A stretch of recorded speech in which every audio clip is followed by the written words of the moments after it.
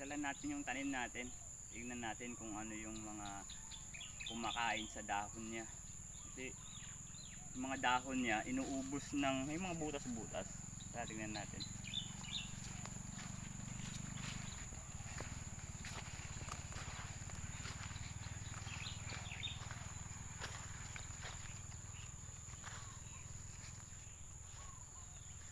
Minsan to may mga kuto siya. Ilalim. Kaya tignan natin. Ito, tingnan mo to. Naubos na. Ayan. Tapos hindi dito.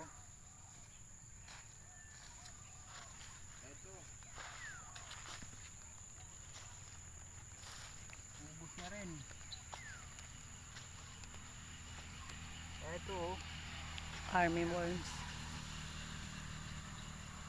Ito pa.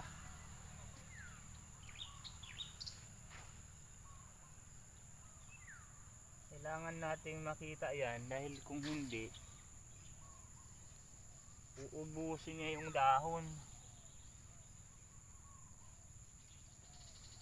Saan kaya sila nagtatago? Mamaya hapon sprayan natin Sprayan ng insecticide para yung mga nagtatago mamatay. Hide and seek lang din yan eh. Pagka dumating tayo, tatago sila. Tatago sila. Minsan nandito sila sa likod nitong mga dahon. Kaya dapat tinitignan din natin kagaya nito. Ayan, may mga aphids siya.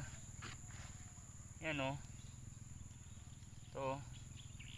Ayan. mga anak. Kailangan ma-sprayhan yan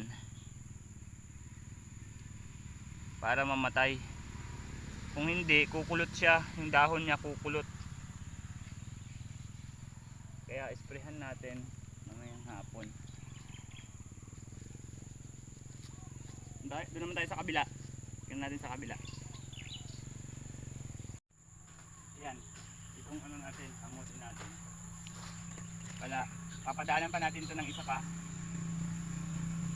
Baka bukas. Daanan natin. Cultivate siya ulit. Pangalawang cultivate. Pangalawang cultivate. That's na yan.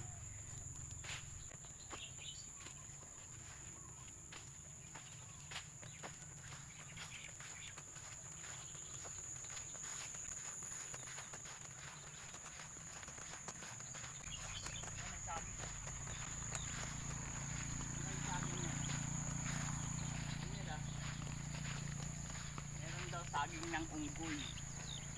Ano kaya yung unggoy? Saging yan? Saging ng unggoy ba yan o saging ng tao? Saging ng kalabaw.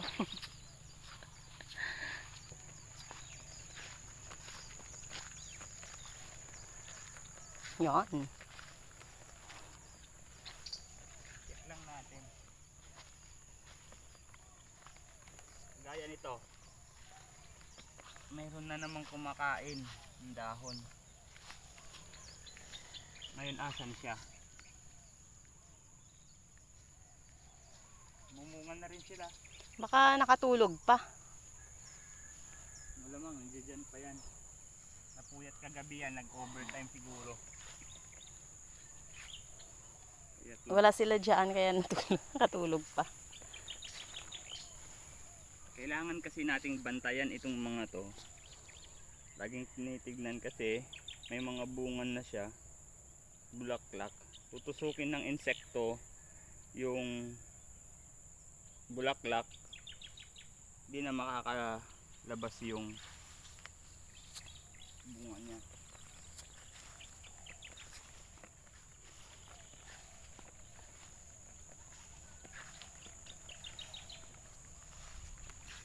Lahat na may ano no, may bulaklak. Tingnan nyo to. Lumalabas na. Nagkukulot siya, yung dahon niya nagkukulot ng ganito. Siguro So, to, tanggalin. o dapat yan tanggalin para hindi mahawa yung iba. Gaya nito. Yan, tanggalin muna yan para hindi mahawa yung iba. Magpanibago siya. Pero dapat yan tinatapon sa malayo. Parang COVID lang din yan eh. Parang ano yan, sakit yan. Nagawa-hawa sila.